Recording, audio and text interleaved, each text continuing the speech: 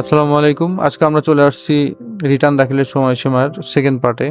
আমরা আগের দিন আলোচনা করেছি রিটার্ন দাখিলের সময়সীমা স্বাভাবিক ব্যক্তি ও হিন্দু অবিভক্ত পরিবারের মধ্যে যেই সময়সীমা পার্সোনাল ইনকাম ট্যাক্স রিটার্ন দাখিলের সময়সীমা নিয়ে আলোচনা করেছি। আজকে আমরা আলোচনা করব স্বাভাবিক ব্যক্তি ও হিন্দু অবিভক্ত পরিবার ব্যতীত যেই সময়সীমা আছে সেইটা। দ্যাট মিনস কোম্পানি এবং ফার্মের সময়সীমাটা আমরা আজকে আলোচনা করব। প্রথমেই আমরা দেখে নিচ্ছি যে এটার সময়সীমার ক্ষেত্রে আমাদের দুইটা শর্ত দেওয়া আছে কোম্পানির ক্ষেত্রে। আয়কর সমাপ্তির পরবর্তী নবম মাসের 15তম দিন। এটা ইন জেনারেল আমাদের সব বিজনেসের ক্ষেত্রে বা ফার্মের ক্ষেত্রে, কোম্পানির ক্ষেত্রে এই একটাই সময়, সেটা হচ্ছে আয়কর সমাপ্তির পরবর্তী নবম মাসের 15তম দিন। বাট শর্ত আছে।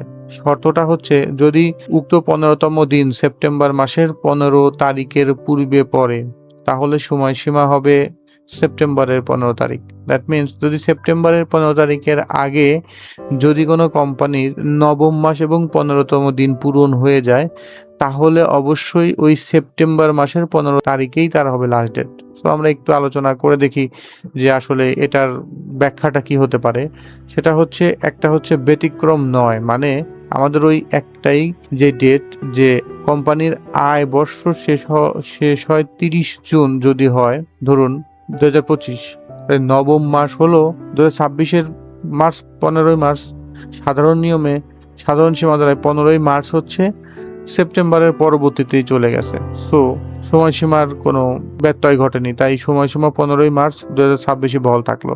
বাট ব্যতিক্রম ক্ষেত্র হচ্ছে যদি আয়বর্ষ 30 নভেম্বর হয়ে যায় তাহলে আমাদের আয়বর্ষের নবম মাসের 15তম দিন আসে আগস্টের 15 তারিখের 2026। তাহলে আমরা এখানে দেখতে পাচ্ছি সাধারণ নিয়মের যে সময়সীমা দাঁড়ায় সেটা হচ্ছে 15ই আগস্ট 2026 সময় দাঁড়ায়, সেটা এখানে আর কার্যকর হয় না।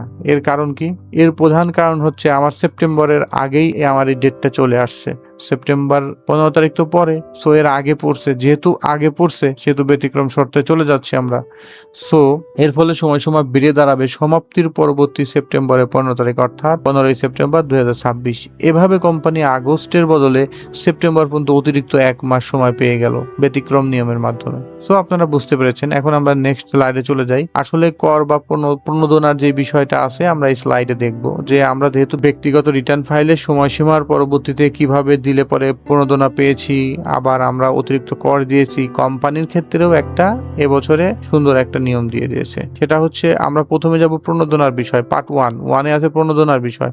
নির্ধারিত সময়সীমার 2 মাস পূর্বেই দাখিল যদি আমরা করি তাহলে অবশ্যই মানে পরিশোধযোগ্য করের 5% অথবা 25,000 টাকার যাহা কম, মানে 25,000 টাকার যাহা কম সেটাই আমরা পেমেন্ট করব। যদি 5% 25,000 টাকার কম হয় তাহলে সেটা দিতে হবে, অথবা যদি 25,000 টাকাই কম হয় তাহলে সেই 25,000 টাকাই প্রণোদনা আমরা অ্যাভেল করতে পারবো। বাট নির্ধারিত সময়সীমার মধ্যে, মানে 2 মাস আগে না, 2 মাস পরেই, কিন্তু সময়সীমার অতিক্রম করেনি এই সময় যদি দিই তাহলে কোনো প্রণোদনা বা অতিরিক্ত কোনো কর এখানে আমাদের ক্ষেত্রে আসবে না। বাট আমরা যদি 3 নাম্বার ধাপে যাই, 3 নাম্বার ধাপে অতিরিক্ত কর আমাদেরকে পরিশোধ করতে হবে যেই ভুলের কারণে। সেটা হচ্ছে যদি এই সময়সীমাটা, নির্ধারিত সময়সীমা, কোম্পানি বা ফার্মের নির্ধারিত যে সময়সীমা নিয়ে আলোচনা করলাম, এটা পার হয়ে যায় তাহলে অবশ্যই আপনাকে 2% অথবা 25,000 টাকার যেটা বেশি সেটা, এর মানে 2% যদি কম হয় তাহলে 25,000 টাকাই আপনাকে দিতে হবে এক্সট্রা।